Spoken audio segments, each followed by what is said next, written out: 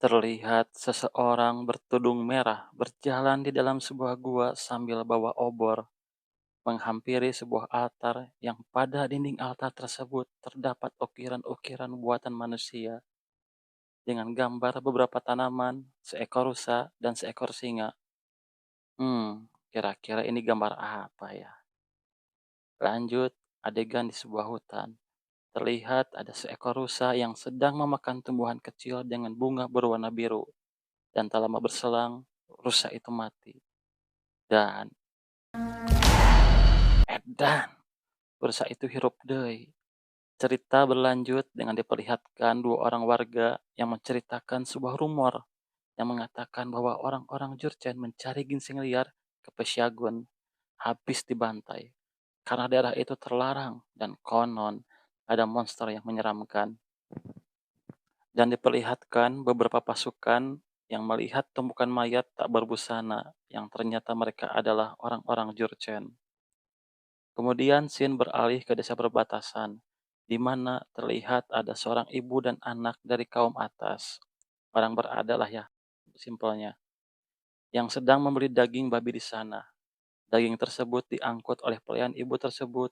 Lalu sedetik kemudian daging itu hampir jatuh dan 더러운 손 치우거라. beh, pikas sebelen. Setelah mereka berpesta dengan memasak sepotong daging, terlihat ada seorang gadis kecil yang baru datang, dan anak-anak yang lain memanggil namanya. Yap, dia adalah tokoh utama dalam cerita ini. Masih kecil ya, Lur. Dia dimarahi oleh ayahnya karena ketahuan baru aja memasuki hutan terlarang di Pesagun. Asin berdalih bahwa rumor yang sedang berkembang itu adalah sebuah kebohongan, dan dia nekat ke sana untuk mencari ginseng liar. Asin bahkan berkata bahwa dia menemukan sebuah altar dewa pelindung yang terdapat tanaman aneh. Tentu saja ayahnya nggak percaya, karena nggak mungkin altar itu masih ada. Terlebih, siapapun yang ketangkep basah pergi ke hutan itu akan dapat hukuman berat, yakni lidahnya akan dipotong. Ih, ngeri lur. Sejurus kemudian, datang sekelompok pasukan berkuda mendatangi desa itu. Kedatangan mereka disambut dengan para warga desa yang bersujud. Beh, benar-benar kentara banget sistem kasta di Joseon. Dan ternyata, kedatangan mereka hendak mengambil upeti.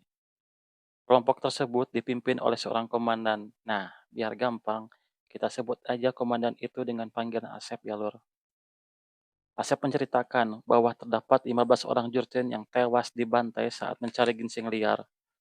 Asep menyuruh ayahnya Asin untuk menyebarkan rumor bahwa orang-orang yang tewas di hutan Pesagun itu disebabkan oleh serangan harimau.